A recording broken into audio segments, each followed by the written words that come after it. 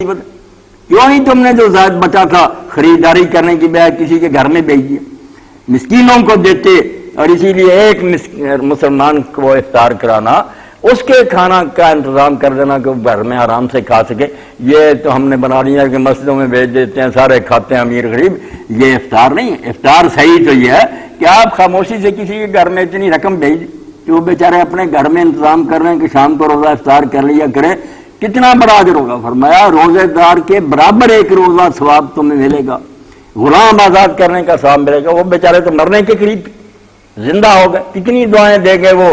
اور ایسے لوگوں کے لیے اللہ کے رسول علیہ السلام فرماتے ہیں روزانہ 2 فرشتے دعائیں کرتے ہیں، اللہ مات منفقن خلفا، اے اللہ جو تیری راہ میں خرچ کرتے ہیں، مسکینوں کی مدد کرتے ہیں، ان کو اور دے، اس کی بجائے ان کو اور زیادہ دے، اللہ مات ممسکن تلفا، جو روک کر بیٹھے ہوئے نہیں دیتے یا اپنے عیش و عشرت پر خرچ کر رہے ہیں، ان کا اللہ برباد کر دے۔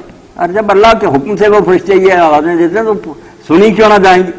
ٹھیک ہے تھوڑا بہت وقفہ ہوتا ہے، مگر میری نسبت آپ زیادہ دیکھتے ہیں معاشرے میں پھرتے، کتنے امیر ہیں جو بعد میں لوگوں نے انہیں بازاروں میں دھکے کھاتے دیکھا، ایک پائی نہیں رہ گئی، پکڑ آ گئی، خدا کی عرب روتے پھر، گاڑیاں بھی گئیں اور کوٹھیاں بھی بک گئیں۔ اللہ سے ڈرنا چاہیے۔ تو اس کی بجائے مساکین کی مدد اگر کی جائے تو اس میں کتنا اللہ خوش ہوگا۔ وہ واقعہ جو میں نے پڑھا اور کئی مرتبہ خطبات جمعہ میں بھی اس کو دہرایا، اب بھی دہراتے رہے کندھے مقرر، یہ باتیں پرانی نہیں ہوتی، کہ ربیع ابن خثیم اتنے بڑے ولی ہیں، عالم ہیں، حدیث کے راوی ہیں، ساری عمر انہوں نے اپنی بیوی سے کبھی خواہش نہیں کی کہ مجھے یہ پکا کر کھلا، جو پکا کر رکھ دیا کھا لی۔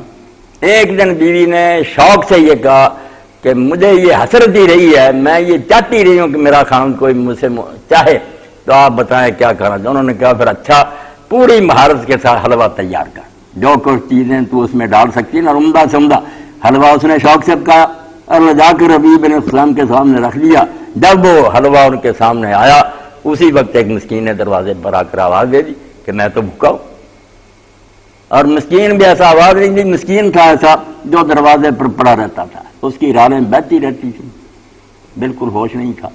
انہوں نے یہ حلوہ اٹھایا، اپنے سامنے سے گئے، اس کے پاس بیٹھ کر لقمہ لقمہ کر کے اس کے منہ میں دے کر وہ سارا حلوہ ختم کر کے آ گئے۔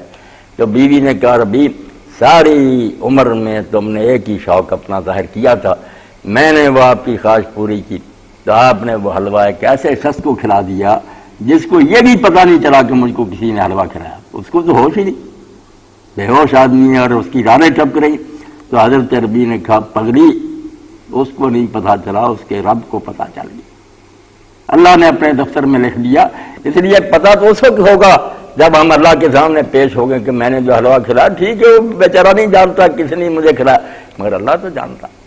یہ شاید جو ہے جذبہ ایثار، اگر یہ روزہ کے زمانہ میں بھی ہم میں پیدا نہیں ہوتا، ہمیں غریبوں سے ہمدردی نہیں پیدا ہوتی، ہم ان کی فکر نہیں کرتے، تو کوئی بات نہیں ہے۔ اس لیے اس کو شہر المواسات بھی حدیث میں کہا گیا کہ یہ تو مہینہ ہی ایسا کہ آدمی کے اندر غمخواری پیدا ہو جائے، اس کا دل تڑپنا چاہیے، اس کے دل کو آگ لگ جانی چاہیے کہ لوگ جو ہم بیچارے بھوک سے مر رہے ہیں، میں عیاشیاں کر رہا ہوں، شام کو اتنا فروٹ میرے ہاں آ جاتا ہے، سیب اور کیلے اور کیا جوس وغیرہ، ان غریبوں کو پانی ٹھنڈا نصیب نہیں ہوتا۔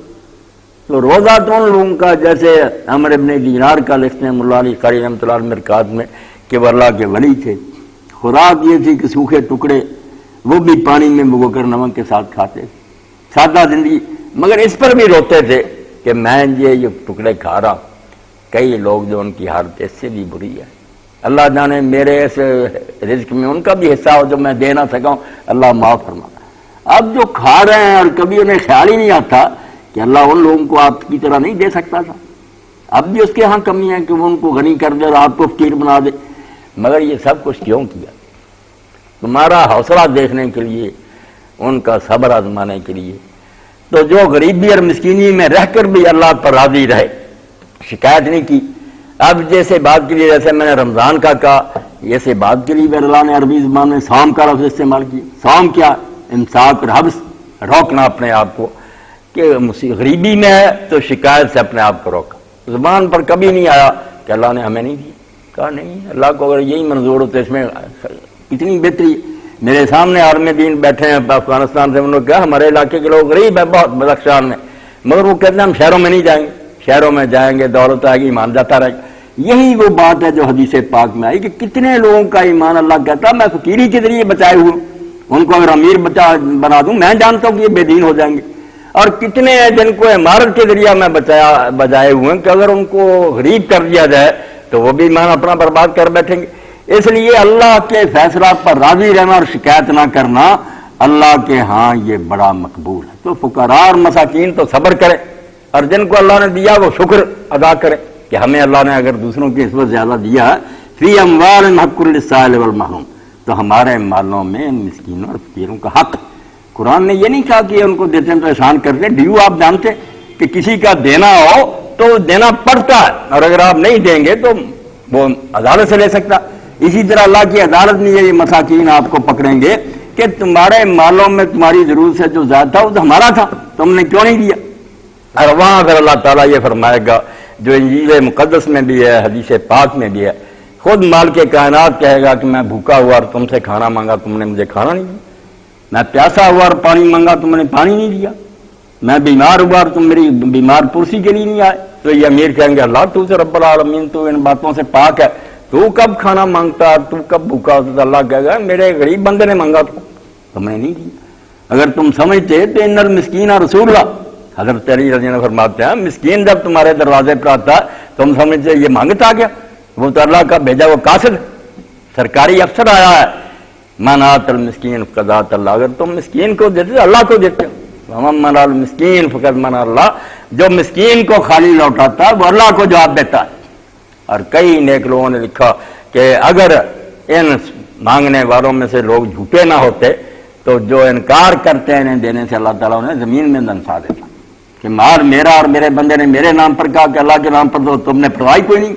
کوئی بینک ایسا ڈسانر کرتا ہے کہ بینک کو کھاتا دار کر کے ہم نہیں اس چیک کو مانتے. اللہ کا نام کا چیک اللہ کہتا کہ جا اس کو جا کر کہہ دے کہ میں اللہ کی طرف سے آیا.